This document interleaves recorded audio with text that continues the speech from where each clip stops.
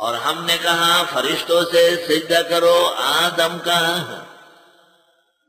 یا تو تعظیم بجا لاؤ، اور یا یہ کہ آدم کی حیثیت کعبۃ اللہ کی تھی۔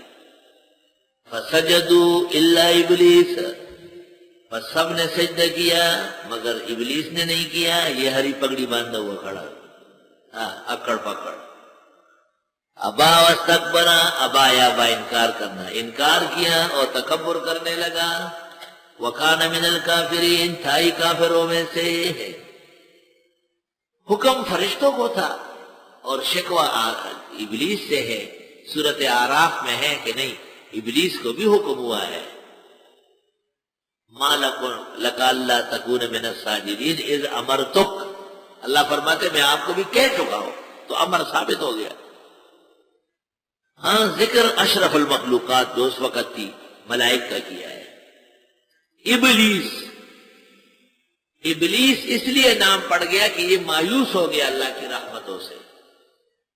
ضعیف روایات میں ہے کہ یہ معلم الملکوت تھا جنت میں، طاؤس الملائکہ کہلاتا تھا۔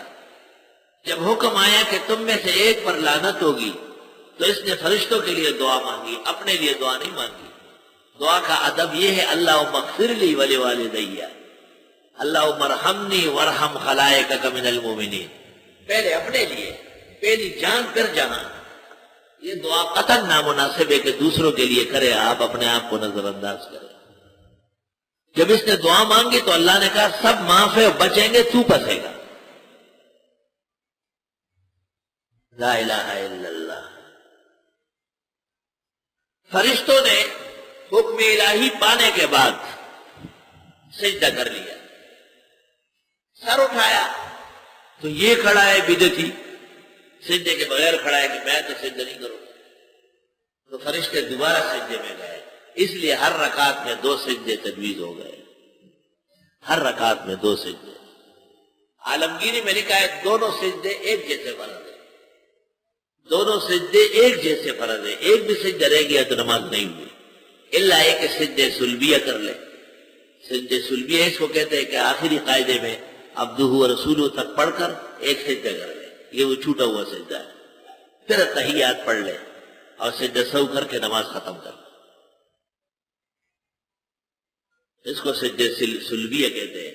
فتاوی عالمگیری میں مستقل باب ہے، باب فی فصل السجدات، اس میں یہ بھی لکھا ہے کہ یہ عوام کی عادت ہے، جن مساجد میں دین بیان نہیں ہوتا وہاں آپ نے دیکھا ہوگا کہ دعا مانگتے مانگتے عوام سجدے میں چلے جاتے ہیں، یہ فضول فعل ہے، ناجائز حرکت ہے۔ فتاوی عالمگیری جلد اول فصل فی السجدات میں لکھا ہے کہ یہ عوام جو نماز کے بعد دعا مانگتے ہوئے سجدے میں جاتے ہیں ان کو منع کر دیا جائے، یہ خالص بدعت اور بے دینی کا کام، اس طرح کی دعا اور سجدہ کبھی بھی ثابت نہیں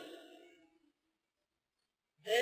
بدعملی یہ بھی چل گئی، نیک اعمال کے نام پر بدعملی ہے، کوئی پوچھنے والا نہیں۔ ارشاد احمد حقانی نے لکھا ہے نا کہ عموماً مسجدوں کے امام جوہلا ہے، بالکل صحیح لکھا ہے، جوہلا خود غرض تنخواہ پر ایمان بیچنے والے۔ میں تو محتممین کو کہتا ہوں کہ طلبہ جو دورہ حدیث کر کے فاضل ہوتے ہیں ان کو امام بناؤ، ان کو خطابت سکھاؤ، آداب سکھاؤ۔ یہ مسجدوں میں جا کے مدرسوں کا بھونڈا کرا دیتے ہیں کہ آپ نے وہاں یہ پڑھا تھا، اس طرح پڑھ رہے تھے، یہ تو شاہانہ طریقے سے بیٹھے رہتے ہیں اور پڑھتے ہیں اور چکھانے جاتے ہیں اور نان بخور اور ڈر بغیر، ان کو اور اوپر سوپر کا تو پتہ نہیں چلتا کہ ایک مسئلہ کس طرح بیان کرے۔ پہلے زمانوں میں طلباء میں بڑی غیرت ہوتی تھی، وہ اپنے اساتذہ اور مشائخ سے بھی آگے بڑھتے تھے، صلاحیت ہو گئی۔ ہم نے ایسے طلباء دیکھے الحمدللہ الحمدللہ۔